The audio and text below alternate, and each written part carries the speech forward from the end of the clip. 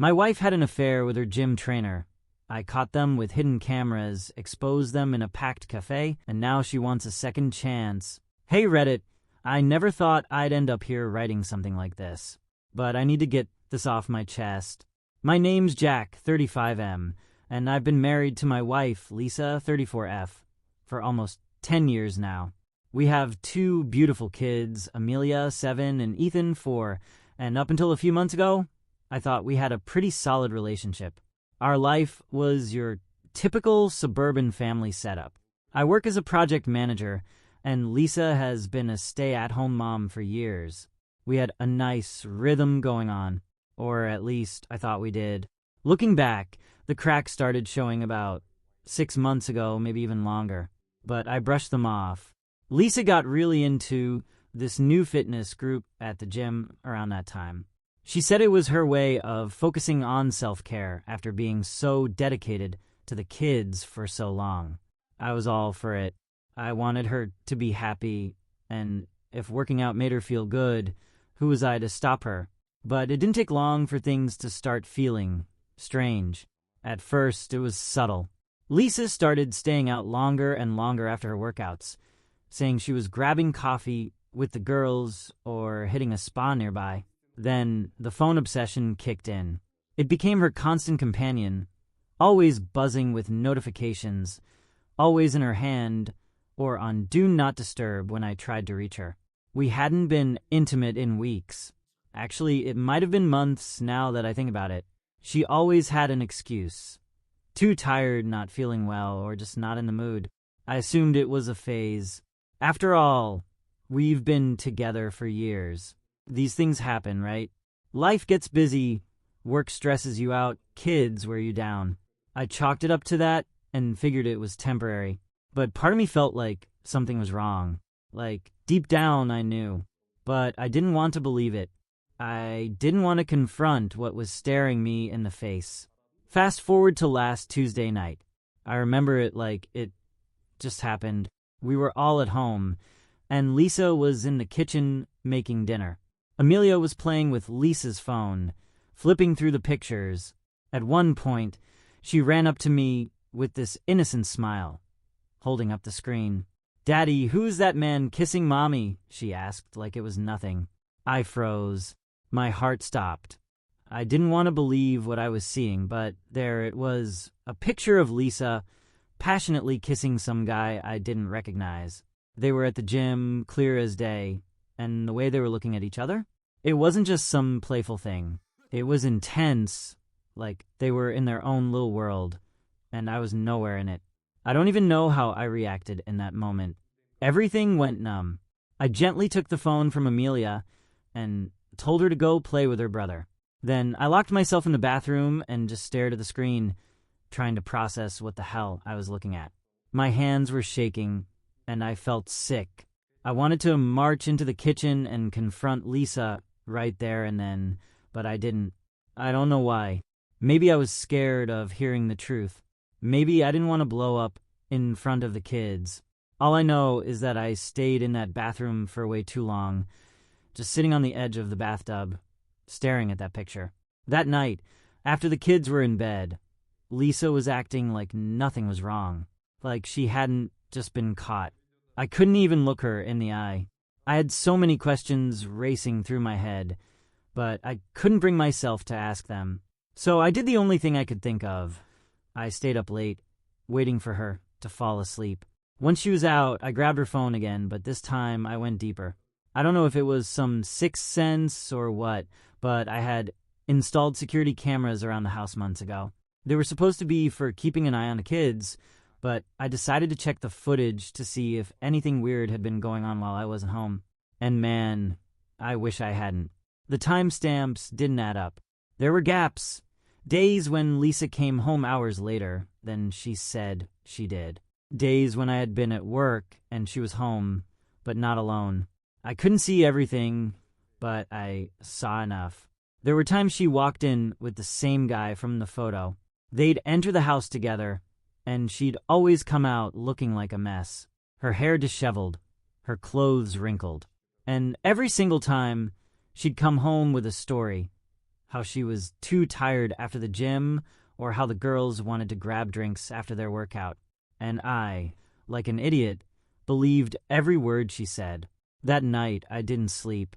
I couldn't. My mind was racing, and the pit in my stomach kept growing. The next morning, I knew what I had to do. I wasn't going to sit on this and pretend like everything was fine. I needed answers, and I needed them now. The next morning, I woke up before Lisa, though I'm not sure I actually slept at all. I went downstairs, grabbed a cup of coffee, and just sat there at the kitchen table, staring at that damn picture I'd printed out, along with the security footage logs. My mind was a mess, but one thing was clear. I couldn't let this drag on. I had to confront her. Lisa came downstairs a little later, dressed in her workout gear as usual, like it was just another day. She smiled at me, totally clueless to the storm brewing inside me. "Morning," she said, grabbing her own coffee like nothing was wrong. That's when I tossed the picture and logs on the table. The second she saw them, her face changed.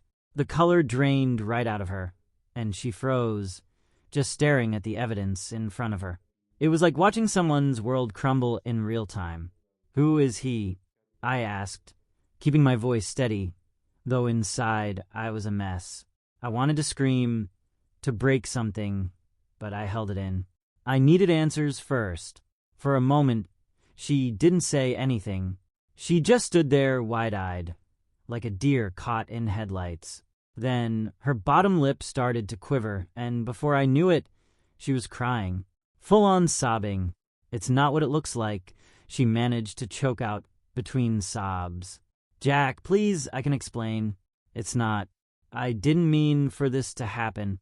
I felt like I was watching a bad movie. The kind where the character says all the wrong things at the worst time. I wasn't in the mood for excuses. "Who is he?" I repeated, more forcefully this time. She wiped her face, trying to pull herself together, but it was clear she was falling apart. "His name is Brian," she finally admitted, her voice barely above a whisper. "He's my trainer at the gym. We've been seeing each other for the past 6 months. 6 months. 6 freaking months." I felt like I'd been sucker punched. This wasn't some stupid fling. This was an entire half-year of betrayal. I clenched my fists under the table, trying to keep from losing it. "So what, you've been sneaking around with this guy while I'm at work, while our kids are upstairs sleeping?" She shook her head, still crying, still trying to explain herself. "It wasn't like that. Jack, I never wanted this to happen.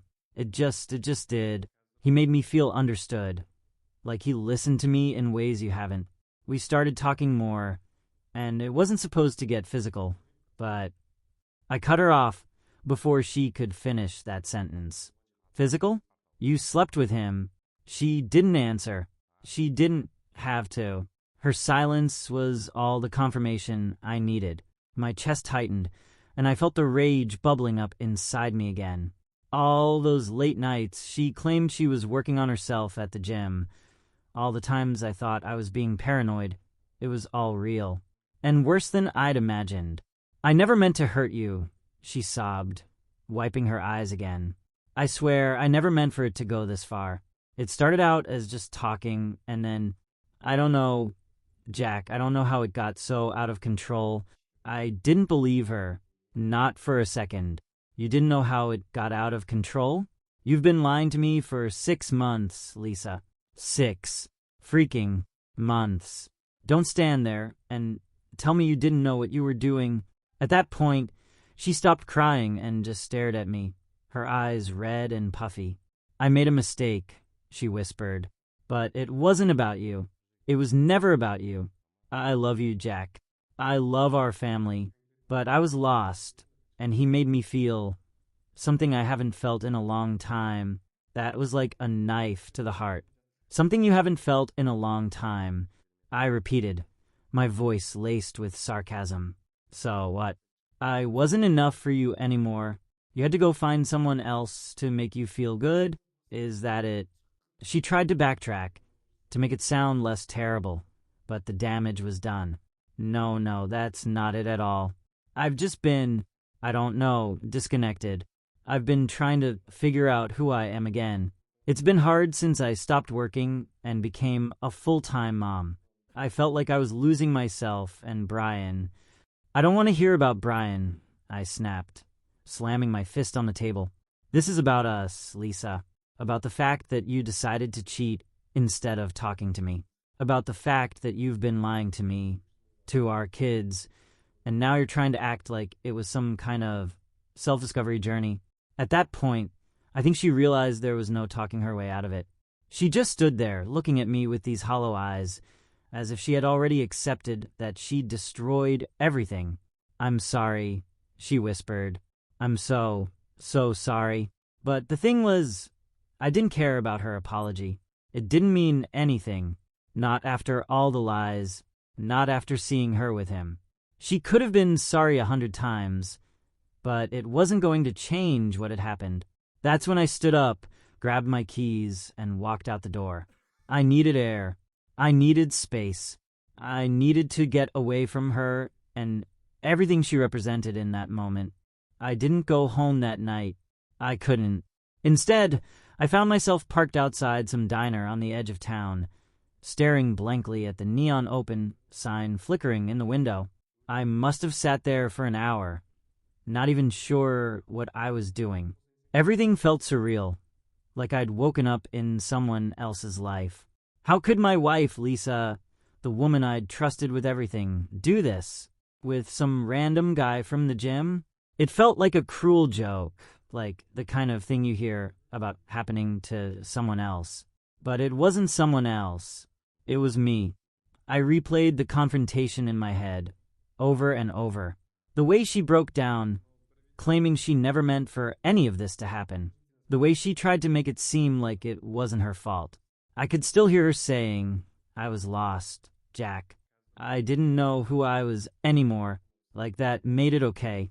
Like it explained why she spent half a year sneaking around with this guy, coming home to me and the kids like everything was fine.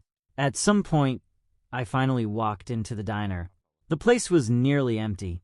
I ordered a coffee and sat at the counter, not tasting a single sip.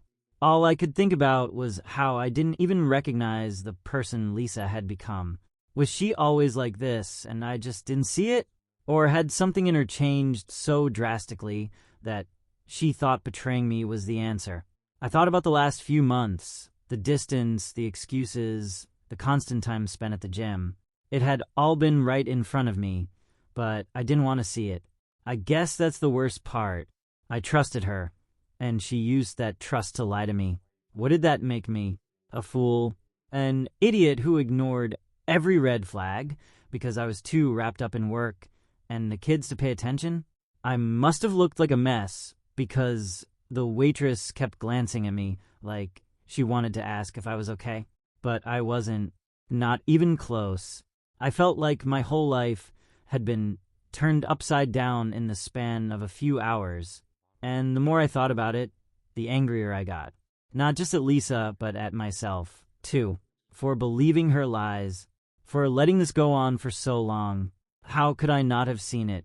After I left the diner, I drove around aimlessly, thinking about what I was going to do. I didn't want to go home. I didn't want to see her. But I knew I couldn't just run from this forever. The kids were there. I couldn't let them see me like this, falling apart. When I finally pulled into the driveway, it was late. The house was dark except for a light in the living room. Lisa was sitting on the couch, her knees pulled up to her chest. She looked like she'd been crying, her face blotchy, eyes red. Part of me wanted to feel something for her. Sympathy, maybe, but all I felt was numb. She looked up when I walked in, but I didn't say anything. I couldn't. I walked past her, heading straight for the stairs. Jack, she called out, her voice shaky. Please, can we talk? I stopped, but didn't turn around. I couldn't face her. Not now, I said, my voice colder than I intended. I need to think. That's all I said before heading upstairs. I spent the rest of the night on the guest room bed, staring at the ceiling, trying to figure out what I was going to do. But no matter how much I thought about it, I couldn't make sense of anything. How do you move forward from something like this? How do you look at your wife the same way again when every time you see her, all you can think about is her with someone else? For the next few days, it was like living with a stranger. We barely spoke, and when we did, it was brief, just about the kids or the usual household stuff. Lisa tried to pretend like things were normal, but there was nothing normal about it. The tension was suffocating. Every time I looked at her, I felt that same punch in the gut, that same feeling of betrayal washing over me. It didn't matter that she apologized, that she cried about how much she regretted it. The damage was done. On the third night after putting the kids to bed, she came into the guest room where I'd been sleeping. I was sitting on the edge of the bed, trying to focus on something other than the endless loop of thoughts in my head, but I knew she was there before she even spoke. "Jack," she said softly, "I can't keep doing this. I know I messed up, and I know you hate me right now, but we can't just keep avoiding each other." I didn't look at her. I couldn't. Instead, I stared down at the floor, clenching and unclenching my fists. "What do you want me to say, Lisa?" I asked quietly. "You want me to pretend like everything's fine? Like you didn't tear our family apart?" Her voice wavered. "No, I don't expect you to pretend. I know I hurt you. I know I've destroyed your trust, but I love you, Jack. I love our family, and I'll do anything to fix this." I finally looked up at her, and for the first time in days, I saw her for what she really was, a liar. Someone who had looked me in the eyes for 6 months and lied. Lied about where she was, who she was with, what she was doing. And now she was standing in front of me, telling me she loved me? "You didn't love me when you were sneaking around with him," I said, my voice hardening. "You didn't love me when you lied to me over and over. Don't stand there and try to tell me you want to fix this when you've already burned it to the ground." She flinched at my words, but I didn't care. I was past caring about her feelings. All I cared about now was figuring out how to pick up the pieces of my life that she had shattered. That night, as I lay in bed, staring up at the ceiling in the dark, something clicked inside me. I was done being the victim. I was done feeling like this broken man who'd been blindsided by his wife's betrayal. Lisa had made her choices, and now I was going to make mine. But this time, it wouldn't be just about leaving. No, she didn't get to walk away unscathed. While I was left to pick up the pieces, there had to be consequences. Real consequences. I didn't sleep that night, not because I was heartbroken, but because I was planning. Every lie, every deceitful word, every excuse she had fed me for the past 6 months would come back to haunt her. I wasn't just going to confront her anymore. I was going to make her regret ever betraying me. And this wasn't going to be some petty revenge where I threw her clothes on the lawn or posted about her affair online. No, I was going to hit her where it hurt the most. The next morning, I acted like nothing had changed. I played the part of the confused, hurt husband who needed time to think. I barely spoke to her, and when I did, it was short, non-confrontational. I wanted her to believe that I was struggling with my emotions, still torn over whether I could forgive her. Meanwhile, I was putting my plan into motion. First, I went to see a lawyer. This wasn't just about a divorce anymore. I needed to make sure I could get full custody of the kids, control of the house, and protect my finances. The lawyer was good, really good. He told me that with the right evidence, I could come out of this on top. But I needed solid proof of the affair beyond just pictures or logs. I needed documentation that couldn't be dismissed. That's when I started digging deeper.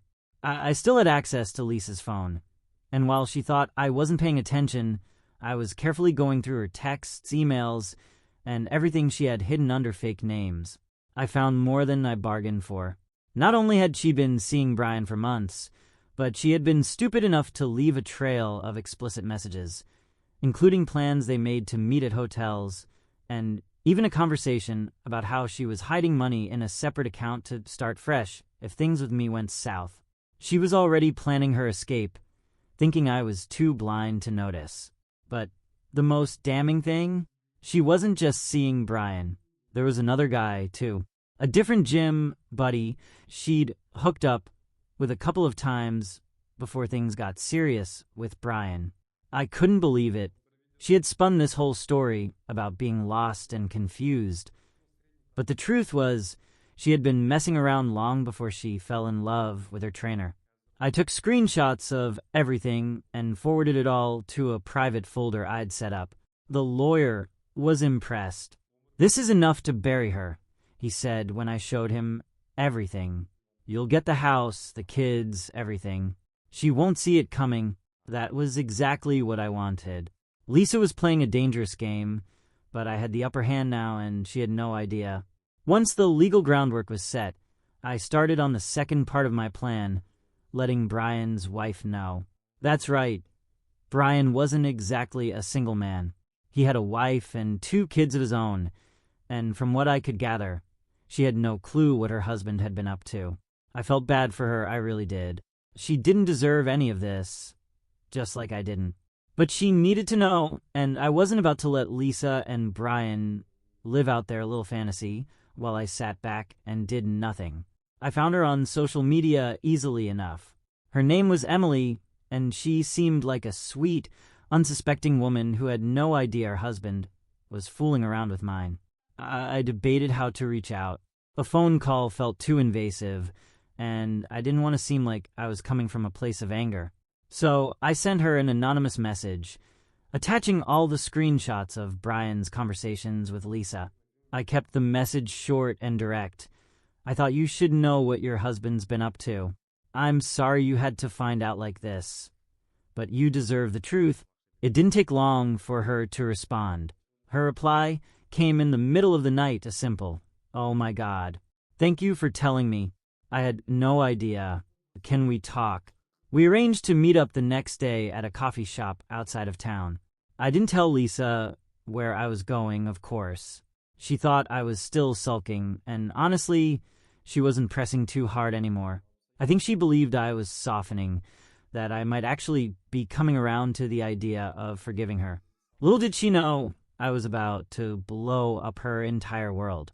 Meeting Emily was strange. She was just like I imagined, kind, soft-spoken, and completely blindsided by the affair. When I showed her the screenshots, she broke down in tears. "I can't believe he would do this," she sobbed. "I thought we were happy. I thought everything was fine. I felt for her. I really did. But this wasn't just about sympathy anymore. I had a goal, and I was going to see it through." "Listen," I said after she calmed down a bit. "I know this is a lot to take in, but I have a plan. And if you're up for it, we can hit them both where it hurts." She wiped her eyes and looked at me with a mix of shock and curiosity. "What do you mean?" I leaned in, lowering my voice. "They don't get to walk away from this. They don't get to destroy our families and just live happily ever after. If we work together, we can expose them. We can make sure everyone knows what they've been doing behind our backs." At first, she looked unsure. I mean, who could blame her? But after a few minutes, I could see the resolve building up in her. She wanted justice, too. She didn't want Brian to walk away unscathed. "I'm in," she said, her voice steady. "Let's do it." And just like that, the real revenge began. With Emily on board, I felt a sense of purpose I hadn't felt since this whole mess started. I wasn't just reacting to Lisa's betrayal anymore. I was taking control.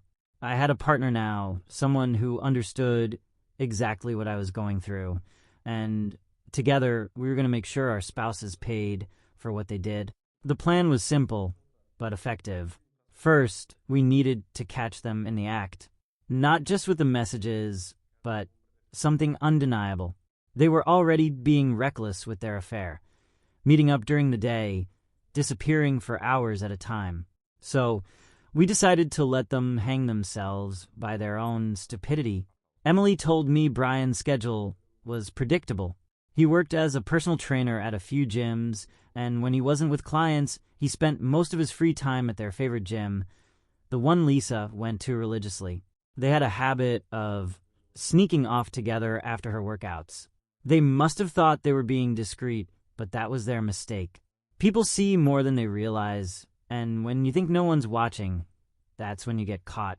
We decided to set up hidden cameras. Emily's cousin worked in security systems, so he hooked us up with a few tiny cameras that could easily be planted in discreet places. We didn't need anything fancy, just enough to catch them red-handed.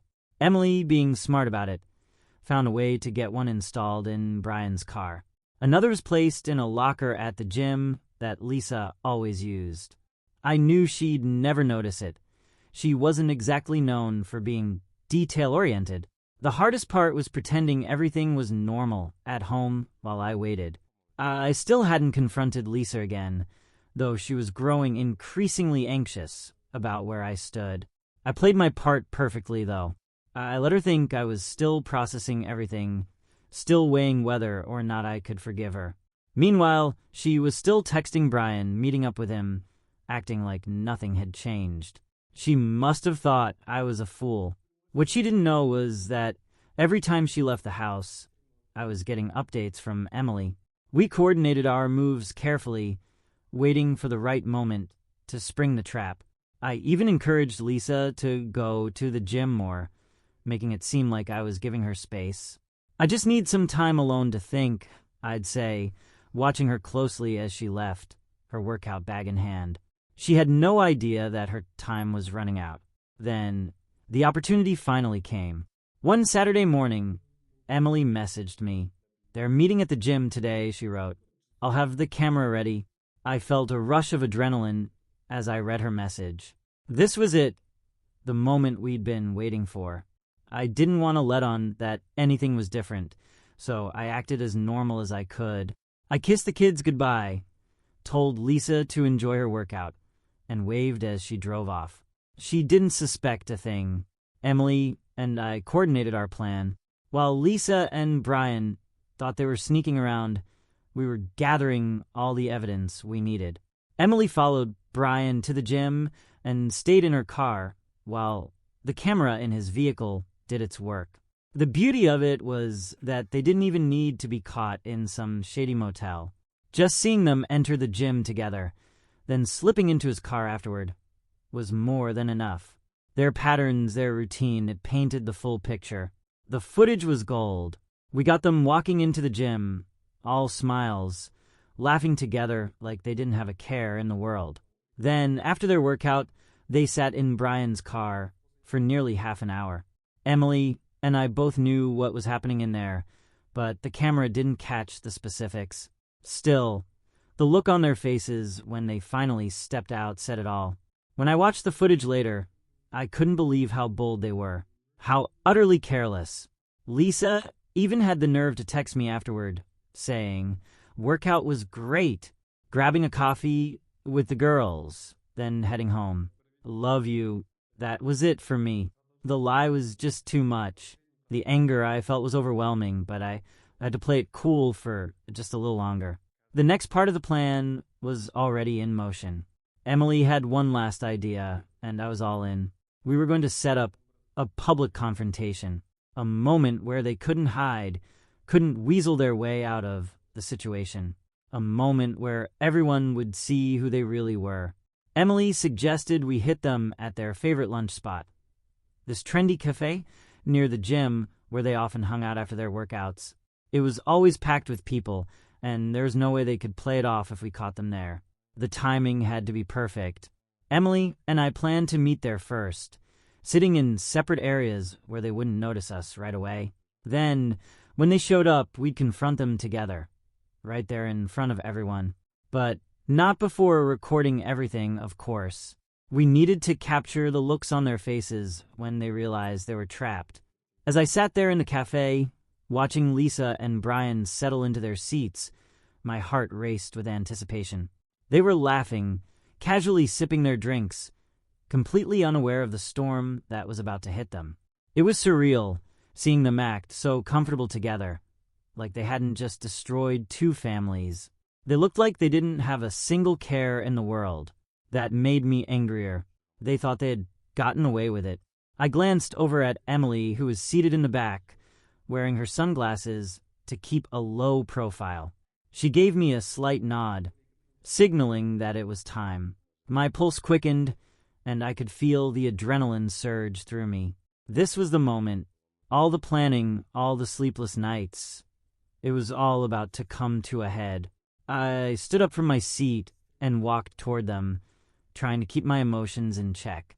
The cafe was busy, filled with people chatting, oblivious to what was about to unfold. But I didn't care about the crowd. I wasn't here to make a scene for attention. I was here for the truth. As I approached their table, Lisa looked up, and her expression immediately changed. Her eyes widened, and for a brief second, I saw panic flash across her face. She opened her mouth to say something, but no words came out. Brian, on the other hand, was slower to react, still sipping his coffee, completely unaware that his life was about to explode. "Mind if I join you?" I asked, not waiting for a response, as I pulled up a chair and sat down across from them. Lisa stammered, "Jack, what are you doing here?" Brian finally caught on, his casual demeanor evaporating as he realized who I was. He glanced at Lisa, clearly confused, but starting to piece things together. I leaned forward, keeping my voice calm, though every muscle in my body was tense. I thought it was time we all had a little chat. Clear the air. Lisa's face turned pale, and she fumbled for words. "Jack, I was going to talk to you. I didn't mean—" "Save it," I said, cutting her off. "I've heard enough lies from you to last a lifetime. I know everything.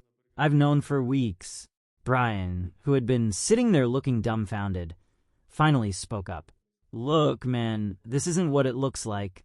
I think we should all just—" "Stop," I interrupted, glaring at him. "Don't even try to explain. I've got everything I need, messages, pictures, videos.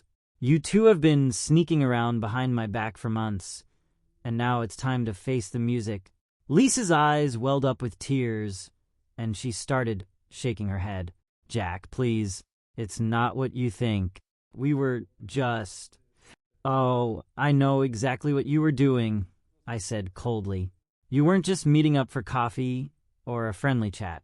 You've been seeing each other for months, lying to me every single day, and now you're sitting here trying to act like it's nothing." The cafe had quieted down by this point. People were starting to notice that something was happening, and I could feel the weight of their stares. Good. Let them see. Let everyone know what kind of people Lisa and Brian really were. Just then, Emily stepped forward. She walked up to the table and stood beside me, her face a picture of calm, but with an edge of quiet fury. Brian's face drained of color when he saw her. "Emily," he muttered, looking like he'd just seen a ghost. "Yeah, Brian," she said, her voice steady. "I'm here too. Did you really think you could keep this up forever? Did you really think we wouldn't find out?" Lisa's eyes darted between Brian and Emily, panic setting in. "This is a misunderstanding," she blurted out, desperation creeping into her voice. "We didn't mean for any of this to happen." Emily crossed her arms, staring down at Brian with a look of pure disgust. "Save it. I've seen all the messages. I know what you've been doing. The lies, the sneaking around, all of it. You've been betraying me for months, and for what? For this." Brian shifted uncomfortably in his seat, completely at a loss for words. He tried to open his mouth, but nothing came out. The silence between us was suffocating.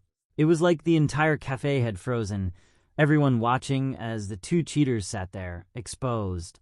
Lisa's face was red now, her hands trembling as she wiped away the tears. "Jack, please. I love you. I didn't mean to hurt you. I was lost, and Brian, he was just—" "Don't you dare," I snapped, cutting her off again. "Don't you dare try to justify what you've done. You weren't lost, Lisa. You made a choice. Every single time you lied to me, you chose him. And now you're going to live with those choices." Lisa broke down, sobbing, but I felt nothing. No sympathy, no pity. Just cold, Empty satisfaction that the truth was finally out. Emily stood beside me, watching Brian with a similar detachment, like she'd already made peace with the fact that her marriage was over. Brian, on the other hand, still looked like he was trying to come up with some kind of excuse, some way to. Walking out of that cafe, I felt a strange mixture of relief and emptiness. The confrontation had gone exactly as planned. Lisa and Brian were exposed, their lives turned upside down. But now that it was over, I was left standing in the wreckage of my own marriage.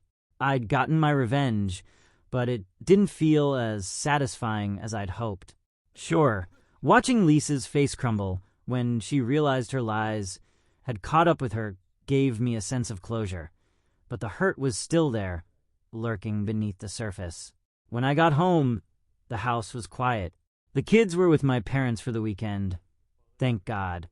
I didn't want them to witness any of this.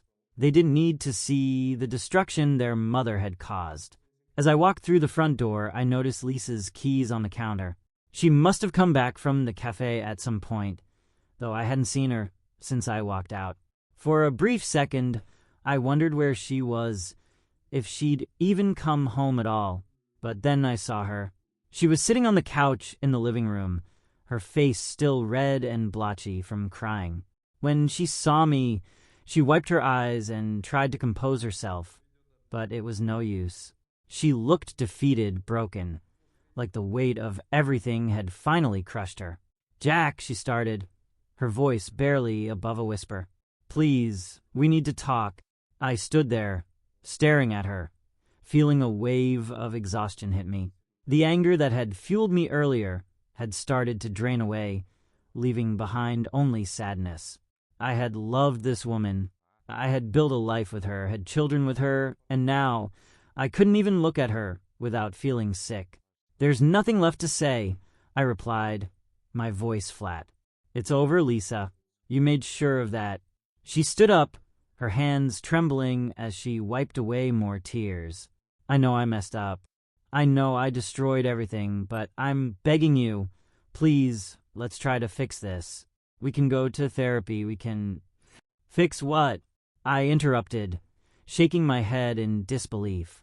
"You can't fix something that's been shattered beyond repair. You didn't just make a mistake, Lisa. You lied.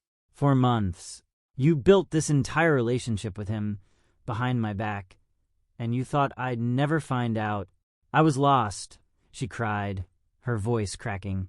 "I didn't know who I was anymore, and Brian, he was just what?" I snapped, cutting her off again. "He was an escape. He was a distraction from your life with me and the kids. That's your excuse." She stood there, silent, her tears flowing freely now. She had no defense, and we both knew it. "I gave you everything, Lisa," I said, my voice softer now. "I gave you my love, my trust, and you threw it away. And for what? A fling with some guy at the gym." She didn't say anything. She couldn't. There was nothing left to say. I turned and headed for the stairs, needing to get away from her. "I'm filing for divorce," I said over my shoulder. "We'll figure out custody of the kids. But this is done." "Jack, please," she called after me, her voice desperate. "Don't do this. Don't just throw everything away." I paused at the bottom of the stairs, but I didn't turn around. "You already did." I went upstairs, shutting the door to our bedroom behind me. My heart felt heavy, like I was carrying the weight of the world on my shoulders. The truth was, I didn't know how to process any of this. I was furious, heartbroken, and exhausted all at once. It felt like my entire life had been ripped apart, and no amount of revenge could put it back together. The next few days passed in a blur. I barely spoke to Lisa, and she didn't push. She knew it was over. I contacted my lawyer and started the process for the divorce. We would share custody of the kids, but I wanted to keep the house. I couldn't let her walk away with everything, not after what she'd done. Lisa moved out and stayed with her sister for a while. The house felt emptier than ever, even with the kids around. I kept things civil with her for their sake, But every time I saw her, I felt a fresh wave of betrayal. I didn't know how I was ever going to get past it. Emily and I stayed in touch briefly after the confrontation, mostly to update each other on the legal side of things. Her divorce from Brian was messy. He tried to fight her on every point, but with the evidence we had, he didn't stand a chance. She ended up getting full custody of their kids, and Brian's reputation as a personal trainer took a hit. Word spread around the gym community, and he lost a lot of clients. It was satisfying to know he wasn't walking away unscathed, but even that felt hollow after a while. As the weeks went by, I started to rebuild my life. I threw myself into my work and spent as much time with my kids as I could. They were my priority now, making sure they felt safe and loved, even though their world had been turned upside down too. But even as I moved forward, the scars of what Lisa had done stayed with me. Trust didn't come easily anymore, and I found myself questioning everything. Had there been other signs? Could I have done something differently? The self-doubt gnawed at me in the quiet moments. Late at night, when the house was silent and the kids were asleep, I hadn't spoken to Lisa much since the separation, but one evening, she called me. I hesitated before answering, unsure if I was ready to hear whatever she had to say. But I picked up. "Jack," she started, her voice shaky. I just wanted to apologize. I know that doesn't mean much now, but I need you to know that I'm sorry. For everything, I didn't respond right away. Part of me wanted to lash out, to tell her that her apology didn't matter, that it didn't fix anything. But another part of me, the part that still remembered the good times, the love we once shared, felt the weight of her words. "I appreciate that," I finally said, my voice quiet. "But it doesn't change what happened." "I know," she whispered, her voice breaking. "I just needed you to know." There was a long pause on the line, and then she spoke again. "I hope one day you can forgive me." I didn't know if I ever could, but I knew that holding on to the anger would only drag me down further. "I'll try," I said, though I wasn't sure if I meant it. "For the kids, I'll try."